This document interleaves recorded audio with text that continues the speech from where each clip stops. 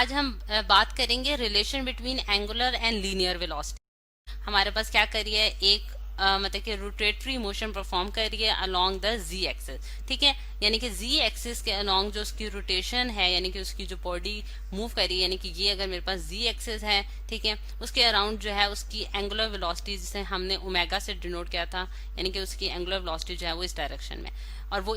उसके अंदर एक हमने एक पॉइंट पार्टिकल कंसिडर किया है, यानी कि इसे मैंने पॉइंट पार्टिकल जो यानी कि एक स्मॉल पार्टिकल, ठीक है, एक पार्टिकल यानी कि पी पार्टिकल मैंने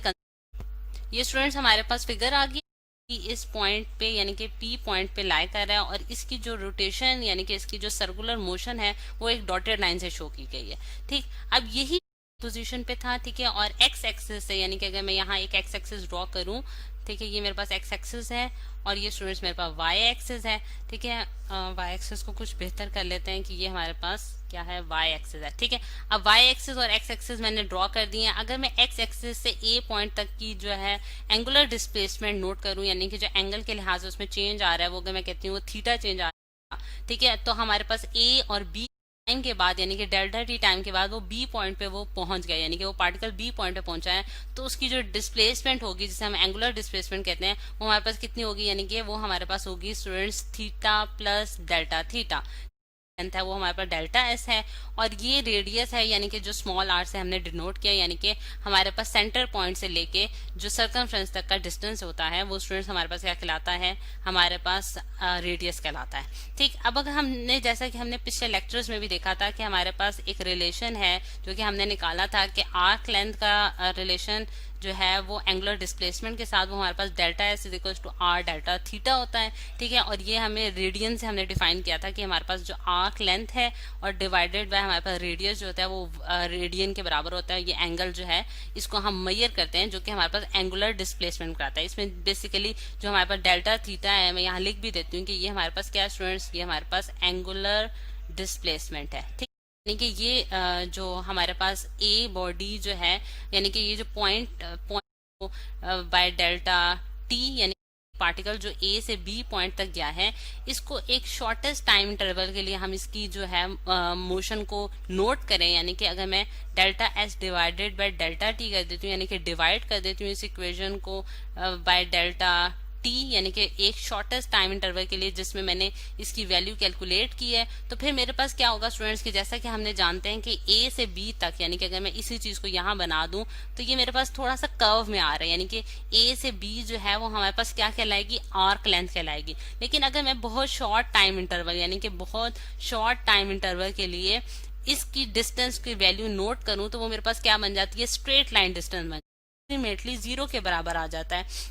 उसमें कर्व नहीं रहता। तो इस वजह से मैं अगर बहुत शॉर्ट टाइम इंटरवल के लिए उसकी वैल्यू नोट करूं, यानी कि वैल्यू जो है वो बराबर कर सकते हैं, किसके बराबर कर सकते हैं स्टूडेंट्स, लीनियर वेलोसिटी के, जो कि हमारे पास v कहलाएगी, यानी कि ये एटलीस्ट 0 के बराबर आ जाता है। तो उस टाइम के लिए हम क्या कर सकते हैं स्टूडेंट्स कि हम delta S divided by delta T की वैल्यू जो है वो बराबर कर सकते हैं, किसके बराबर कर सकते हैं स्टूडेंट्स, लीनियर वेलोसिटी के, जो कि हमारे पास v कहलाएगी। यानी कि ये डेल्टा एस जो है हमारे पास डिस्प्लेसमेंट होगा from point A to point B, जो कि एक पार्टिकल की है, यानी कि एक स्मॉल पार्टिकल जो कि टाइम इंटरवल के लिए जो हमने नोट किया है वो हमारे पास क्या होगी, delta S divided by delta T, और वो हमारे पास लीनियर वेलोसिटी यानी कि v के बराबर आएगी बाय टाइम, यानी और r एज इट इज, और delta theta divided by delta T students हमारे पास क्या होगी, हमारे पास एंगुलर वेलोसिटी होगी जिसे मैंने ओमेगा से डिनोट कर दिया है, जो कि हमारे पास क्या निकला है, v is equal to R omega, जो कि हमें रिलेशन बता रहा है लीनियर वेलोसिटी और एंगुलर वेलोसिटी के दरमियान। ठीक है, अब और b के दरमियान अगर मैं यानी कि ये इक्वेशन यानी कि v is equal to R omega को ही आगे लेके चलूं तो मैं ये देख सकती हूँ कि हमारे पास जो v वेलोसिटी किसी एक पॉइंट पे टच करती है। ठीक, और अगर मैं इसी इक्वेशन को यानी कि v यहाँ मैं किसी डिफरेंट कलर से यानी कि स्टूडेंट्स इस इक्वेशन से अगर हम करूं t से और ओमेगा को भी डिवाइड करूं t से, और शॉर्टेस्ट टाइम इंटरवल के लिए अगर हम इसकी वैल्यू नोट करें, यानी कि शॉर्टेस्ट टाइम इंटरवल वो टाइम यानी कि जिसके लिए हम इसकी वैल्यू कैलकुलेट करना चाहते हैं,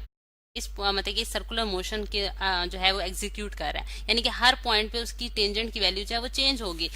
पे, यानी कि एक इंस्टेंट पे जो मैं उसकी स्मॉलेस्ट वैल्यू कैलकुलेट करूंगी तो फिर वो मेरे पास एक डायरेक्शन देगी, कि v डिवाइडेड बाई टी यानी कि tangential velocity divided by time जो है वो हमारे पास क्या बन जाएगा, लीनियर एक्सेलरेशन, जिसे मैंने a से लिख दिया है और r को मैं एज इट इज नीचे उतारा है, और ओमेगा डिवाइडेड बाई टी यानी कि एंगुलर, हमारे पास जो एंगुलर वेलोसिटी में चेंज आ रहा है पर यूनिट टाइम के लिहाज से, वो हमारे पास क्या कहलाता है, अल्फा कहलाता है, जो कि एंगुलर एक्सेलरेशन है। ठीक है, वो हमारे पास z एक्सिस के लॉन्ग है। ठीक है, z एक्सिस के लॉन्ग है और उसमें जो चेंज आ रहा है यानी कि हमें पता है ओमेगा जो है हमारे पास delta theta divide by delta is equal to R alpha. ठीक है, तो ये स्टूडेंट्स हमारे पास एक सेकंड रिलेशन बन गया जो कि हमारे लीनियर एक्सेलरेशन को रिलेट कर रहा है एंगुलर एक्सेलरेशन के लिए। हमारे पास क्या है, आर अल्फा। ठीक है, ये दो रिलेशंस हैं जिनके तहत अगर हम देखें तो हम ये कह सकते हैं कि अगर मेरे पास एक्सिस है और जो एंगुलर डिस्प्लेसमेंट कह रहा है वो थीटा है, स्टूडेंट मेरे पास अगर कोई रिजिड बॉडी हो, जिस तरह से यहाँ मैंने एक जो है एक मतलब कि एक रॉड दिखाया है, वुडन रॉड है मेरे पास। ठीक है, ई डिनोट किया है और एक पॉइंट ए है। ठीक है, यानी कि ये दो पॉइंट जो मैंने डिनोट किए, ये क्या है, मेरे पास बेसिकली दो पार्टिकल्स हैं जो कि इस रिजिड R2 बनता है। ठीक है, ये वो मैंने यहाँ लिख दिया है। ठीक है,